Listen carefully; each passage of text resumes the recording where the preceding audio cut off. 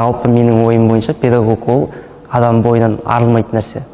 Педагог ол кез келген жерде өзінің педагогтығын сақтап қалу керек. Педагог ол бүкіл жалпы ұрпақты тәрбиелейтін адам. Сондықтан қай кезде болмасын, ол далада болсын, мектепте болсын, үйде болсын, ол барлық жерде тәрбие беріп отыру керек. Тәрбие бергеннің өзінде де бала бірдеңеден ығысу керек. Бірдеңеден немесе біреуден ығысу керек. Мысалға да мектепте мысалға директор сабақ бермесе де, бірақ директор театр десе, бәріміз осы бір жаққа ығысып не істейміз ғой әйтеуір. Мысалға директор сабақ бермесе де, не істемесе де, мысалға түрін көрмесек те, директор деген бір атының өзі бөлек адамға сезім ұялатады негізінде.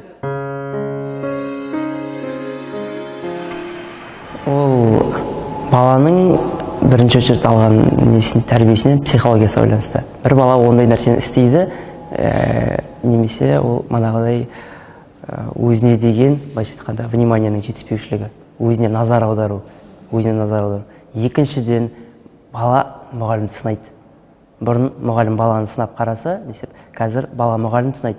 Яғни соған, егер құзыреттілігі жоғары мұғалім болса, мұғалім одан сүрінбей өтіп шығады. Және де сол бала кейін сол мұғалімді пір тұтады.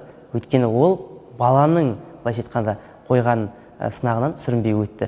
Сондықтан, бұрын кезде мысалға мұғалім баланы сынайды, бала егер сынақтан өтсе, сол баланы көтеріп, сол баланы адам қылып мұғалім шығаратын еді. Қазір мысалға енді жаман бала жоқ негізінде. Жаман бала жоқ. Әрбір баланың белгілі бір бағытта потенциалы бар. Қазіргі заманда потенциал көрсететін жалпы білім көкжиегі өте кең.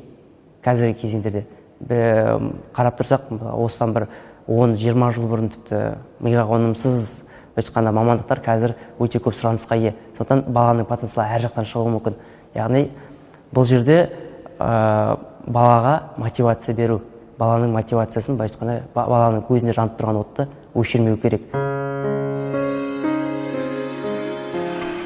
Жалпы мен өз-өзіме ешқашан көңілім толмайды. Мен әрқашан бірдеңе біліп отыру керек. Әрқашан дамып отыру керек. Орысша жақсы сөз бар, совершенству нет предела. Әрқашан өзіңді шыңдай беруге болады. Сондықтан мен кез келген мысалға тарихшымен істеген кезде, өзім айтып отырамын, мен өзім істеген кезде, менің өзіме білімім жеткіліксіз деп.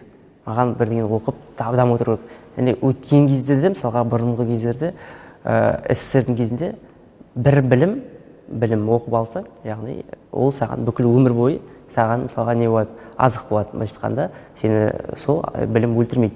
Ал қазіргі кезде сен өмір бойы білім алып шығу керексің.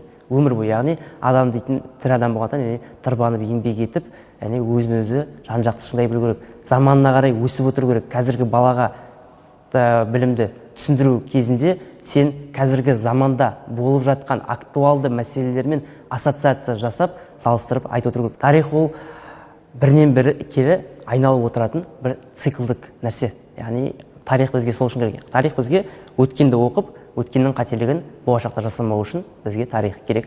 Сондықтан ең көп өзімнің қолданатын нәрсем ол қазіргі кездегі бала қазір қай нәрсеге көңілі бұрып тұр.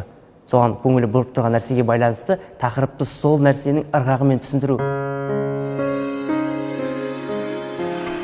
Қосымша жұмыс дейтін ол негізі педагогикалық мамандықтың, педагогикалық жұмыстың ажырамас бөлігі. Педагог әрқашанда қосымша жұмыс жасау керек.